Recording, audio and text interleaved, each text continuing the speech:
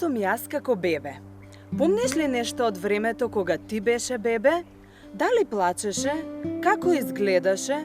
Сигурно твоите родители, баби и дедовци ти раскажувале за тоа.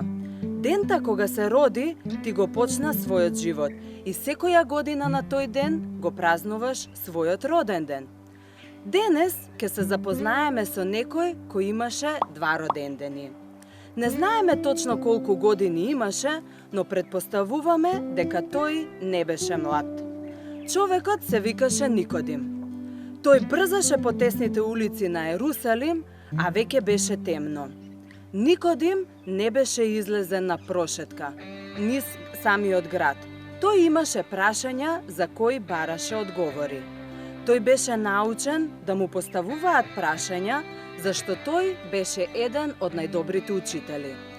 Многу време го проучувал Стариот Завет, делот од Библијата кој е напишан пред раѓањето на Исус. Луѓето се угледуваа на Никодим и го почитуваа. Но тој сега слушаше и гледаше нешта кои длабоко го замислија. Тој бараше одговори. Слушај внимателно за и ти да ги дознаеш.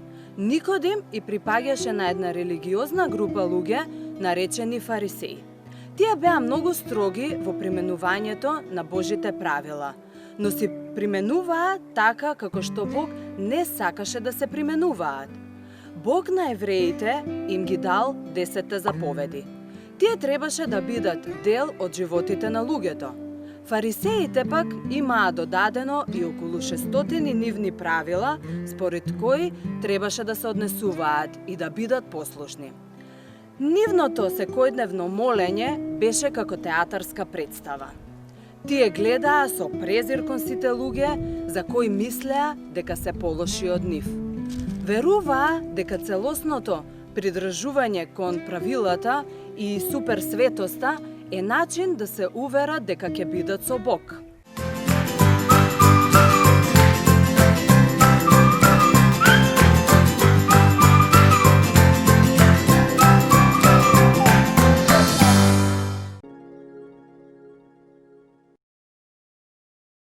Кои беа фарисеите? Има неколку начини на кои можеме да одговориме на тоа прашање. Ниту едно објаснување не кажува се за нив, затоа слушај докрај.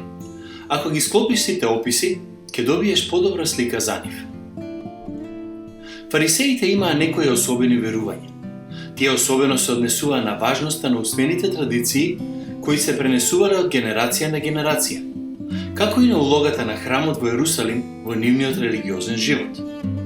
Во нивно време имало уште 2 други религиозни групи – Садукеи и Есени, но за нив ќе зборуваме друг пат. Во Новиот Завет, фарисеите се обидуваат да вршат влијание врз граѓанските управители и ги подбуцнувале луѓето за со нивна помош да ги исполнат своите политички цели.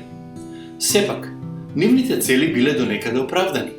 Тие имале желба да го заштитат еврејскиот народ, култура и религија од околните влијанија и истребувања. Фарисеите се труделе да го сменат начинот на кој живееле евреите. Сакале да ги натераат да се држат до 10 заповеди, што било во ред, но и да се држат до повеќе од 600 други закони кои ги измислиле тие. Законите се однесувале на секојдневниот живот на луѓето, но на обичниот човек му биле повеќе товар отколку вистинска помош во нивната побожност. Историчарите од времето кога Исус живеел на земјата, а и малку потоа, ги опишуваат фарисеите како луѓе со особен начин на размислување. Се труделе да живеат онака како што верувале и како што поучувале. Тоа ги правело да се чувствуваат посебни и од високо да ги гледаат другите околу нив. Сепак, и покрај сета нивна побожност, тие не го препознаа Месијата, Исус, кого го очекуваа и за кого ги поучуваа другите.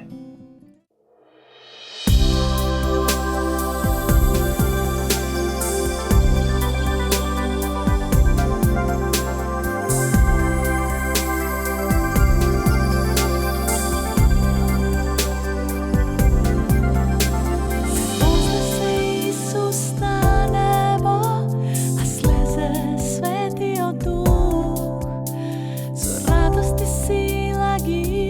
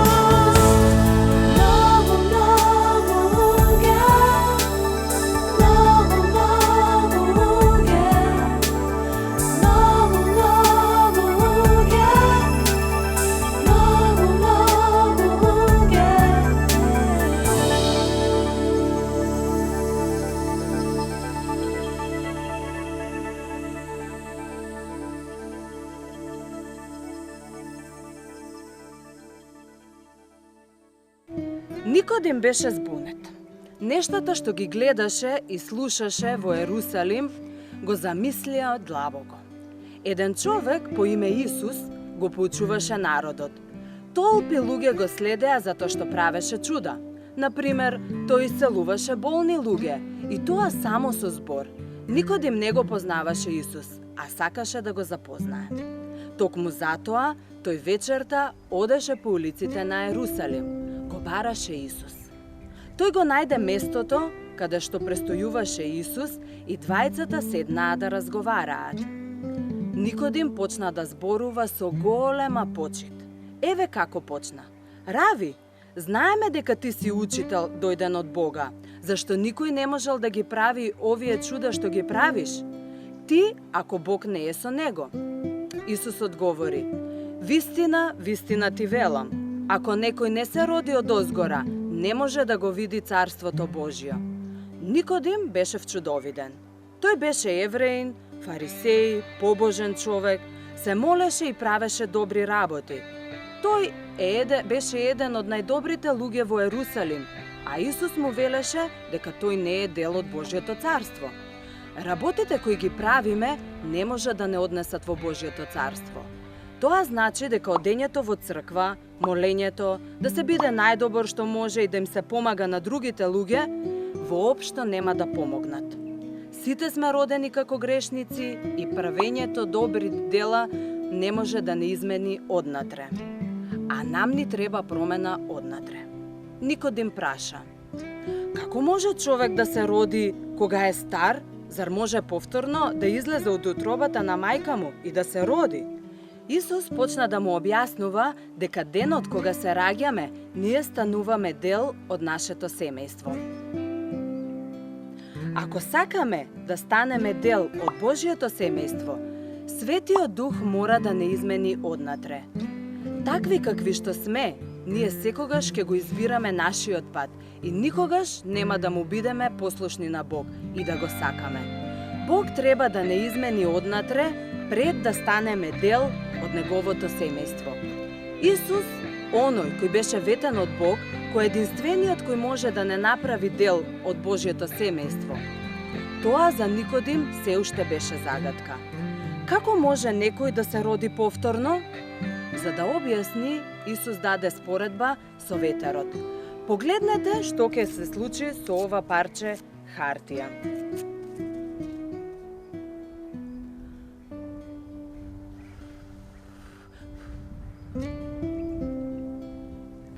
Дали го видовте ветерот? Како знаете дека имаше ветер кога тој не се гледа? Ние не го гледаме ветерот, но можеме да видиме што прави тој. Кога Бог, Светиот Дух, ќе дојде да не измени однатре, никој не го гледа, но се гледаат промените што тој ги прави. Дете кое не сакало да слуша поуки од Библијата, сега сака да го прави тоа. Дете кое никогаш не се молело, сега сака да зборува со Бог преку молитва. Дете на кое не му било грижа кога ќе излажело, мамело или пцуело, сега разбира дека тие работи не се добри. Да бидеш роден наново, значи да бидеш изменет во срцето и умот од Светиот Дух и со тоа да бидеш послушен на Бог. Никодим се уште беше збунет. Тој вртеше со главата и праша: како може да биде тоа? Исус му одговори: ти си учител во Израел, па не го знаеш ли тоа? Никодим, веројатно многу пати имал прочитано објаснување во Стариот Завет за тоа што значи човек да се роди наново.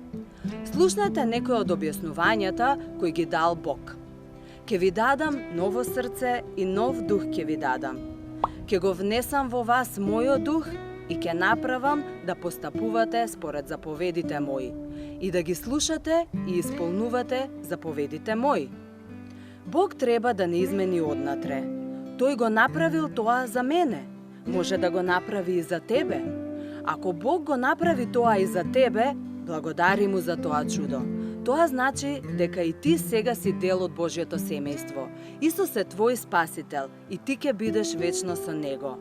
Како може да се случи тоа? Исус му објасни на Никодим дека ќе биде распнат на крст, дека ќе умре и пак ќе воскресне. Тогаш Исус на Никодим му кажа нешто прекрасно.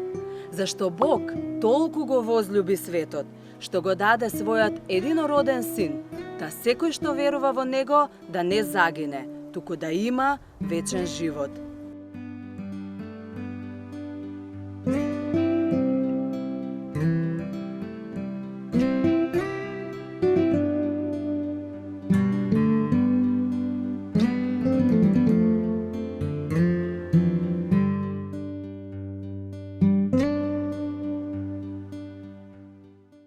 Тоа значи дека ако веруваш дека Господ Исус умре за твоите греови и веруваш дека ќе ти даде вечен живот, ти ќе станеш дел од Божјото семејство. Ти и другите луѓе ќе видат промени што ги прави Светиот Дух. Ако не си поверувал во Исус, ти не си наново роден и не си дел од Божјото царство. Што се случи со Никодим? Во Библијата не е запишано што мислел тој по патот кога се враќал дома. Но во Библијата има два показатели кои укажуваат дека тој се родил наново. Еден ден, кога сите фарисеи биле гневни на Исус, тој се застапил за него и им рекол дека кон Исус треба да се однесуваат честно. Потоа, од кога Исус умре на крстот, Никодим помогна да биде погребан. Тој, еден од врвните еврејски учители, помогна да биде погребан. Некој кој беше убиен како криминалец. Нешто се сменило во срцето на Никодим, кое го натерало да покаже таква љубов кон Исус.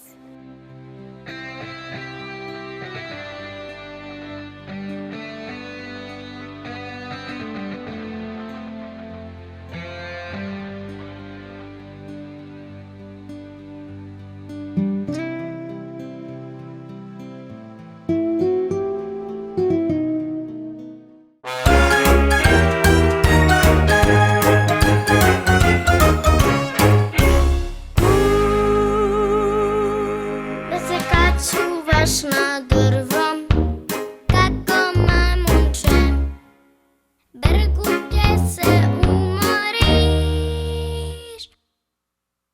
koga dobro praviš ti. Dobro pravi, dobro pravi, dobro pravi, dobro pravi srce.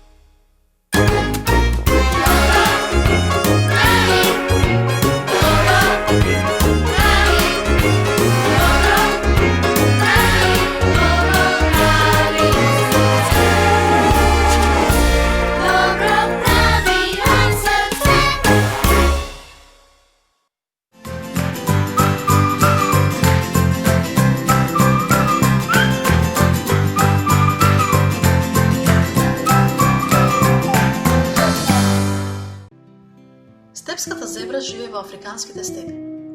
Секоја зебра има свој особен вид шари, како што и ти имаш свој особен отпечаток на прстите. Верували или не, Бог на зебрите им дал неверојатна можност за камуфлирање. Кога лавот премногу ќе им се приближи, стадото зебри почнува да бега колку што е можно подалеку. Поради големата брзина со која трчаат зебрите, шарите им се мешаат правејќи да биде тешко да се фокусира погледот на една зебра. Иако можеби никогаш не си видел прукав пор, можеби си слушнал за нивната смрдеа. Поровите шетаат во шумите на Северна Америка, а повремено и во човечките населби каде бараат храна на ѓубриштата. Смрдеата што ја испуштаат поровите е толку одвратна, што многу од шумските животни, а и луѓето веднаш бегаат.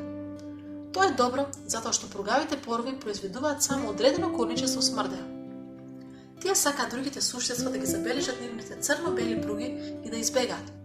Врската меѓу пругите и смрдеата е многу важна. Пругавата фока живее во студените води меѓу Русија и Алјаска. Нејзиното име доаѓа од крзното со бели кругови околу вратот, опашката и перките. Уникатните црно-бели пруги им помагаат на фоките да се препознаат меѓусебно кога напролет се собираат во заедница. Сигурно нема да сакаш да делиш порција ракчиња со овие типчиња, затоа што тие јадат по 9 килограми храна дневно. За сите следбеници на Исус е важно да знаат да го разликуваат доброто од злото. Некои нешта се јасни како црно и бело. Бог ти ја дал Библијата да ја читаш и тој ќе ти го покаже најдобриот начин на живење.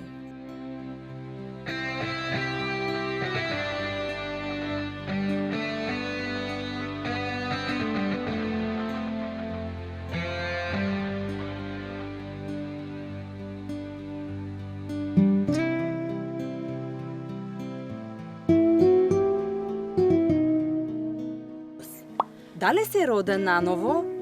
Исус рече дека само родените наново ќе бидат дел од Неговото царство. Ако му веруваш на Бог дека ќе ти прости и ќе биде твој цар, ќе ја видиш промената што ја направил Светиот Дух. И ќе знаеш дека си роден наново. Ти ќе бидеш во Божјото царство кое трае вечно.